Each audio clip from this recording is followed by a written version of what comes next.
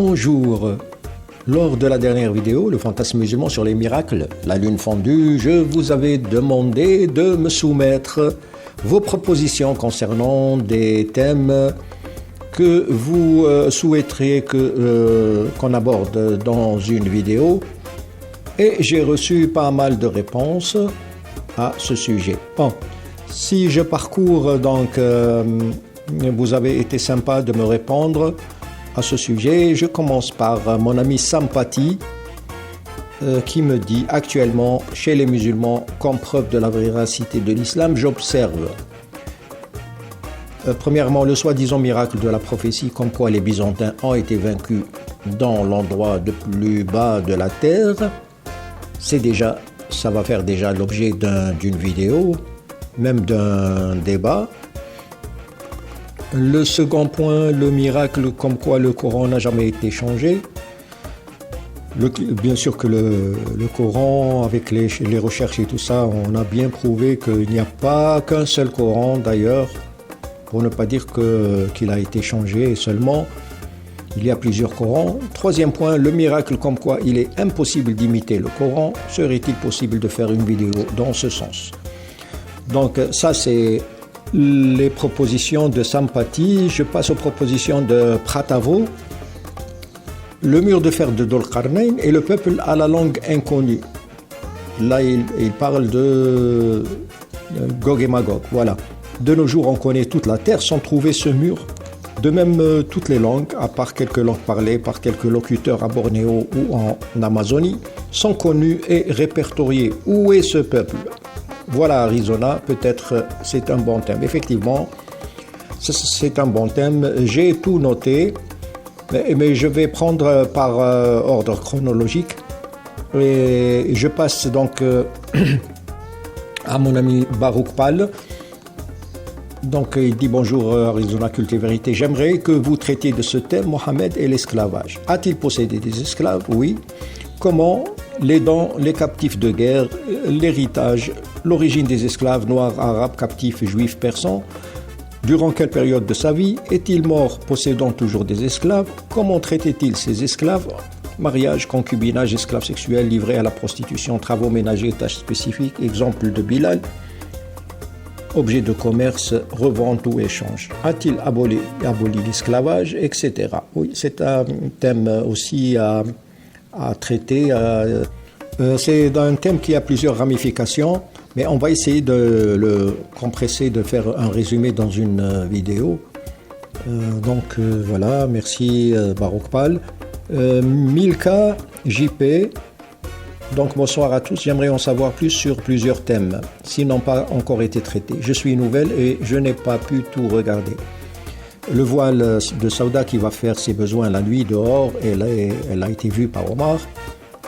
Deuxième point, les potentielles tendances homosexuelles du prophète, sa tendance à porter des habits avec des traces bien visibles de sa semence. Le symbole de la lune omniprésent, ne serait-ce pas un culte à Hubal? En relation avec le point ci-dessus, quand Allah jure sur le Dieu du levant et du couchant, pourquoi ne jure-t-il pas sur lui-même? Monothéisme, polythéisme. Pour moi, le polythéisme, vu qu'il ne jure pas sur lui-même, et donc son copain, c'est peut-être Hubal. Enfin, morphologiquement, le Allah, Dieu, quelle est cette racine de LH? Je la retrouve-t-on dans d'autres langues sémitiques, exemple Elohim, Eloah, Elah, etc. Oui, ça c'est un thème aussi à creuser. Mais bon, là il y a plusieurs thèmes qu'elle nous a proposés. Bon, moi il y a de quoi travailler pour 2 à 3 mois là-dessus. Bon, je vais essayer de prendre par ordre chronologique. Et là, je vais commencer prochainement, durant cette semaine, on va commencer par le soi-disant miracle de la prophétie de Sampati, comme quoi les Byzantins ont été vaincus dans l'endroit le plus bas de la terre. Donc il y a une sourate et un verset dessus, un simple verset que les musulmans ont converti en miracle. Ils ont transformé ça en miracle, alors que ce n'était pas un miracle. Donc tout ce qui est tafsir, interprétation des exégètes du Moyen-Âge. Hein, ce sont les contemporains pour, en essayant de chercher des miracles, de lire entre les lignes qu'ils ont inventé sous le soi-disant le plus bas point de la Terre. Mais on va le voir et il y aura des surprises. Je voulais aborder ce thème-là depuis quelque temps parce que dans les débats, j'entends souvent les défenseurs de l'islam inventer n'importe quoi pour dire que déjà on savait, le Coran plutôt savait que le plus bas point de la terre c'était la mer morte et tout ça. Bon.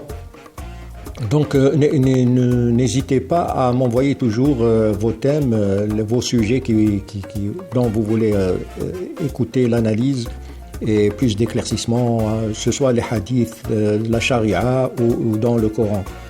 Donc là je suis aussi en train d'attendre la finalisation et l'accord d'Amazon sur mon prochain livre Jésus chez les musulmans. Donc je réitère mon remerciement pour Sampati, Pratavo, Baroukpal et Milka. Donc il y en a d'autres sûrement que je n'ai pas cités. N'hésitez pas à me rappeler chaque fois sous chaque vidéo. Donc je suis disponible pour vous répondre. Je remercie aussi tous mes fidèles abonnés qui sont là à me suivre depuis des mois, peut-être des années. Je ne vais pas citer des noms parce que je vais oublier d'autres. Et voilà. On continue ensemble, on ne baisse pas les bras. Il faut que la vérité éclate au grand jour. Et je remercie tout le monde de collaborer. Merci bien.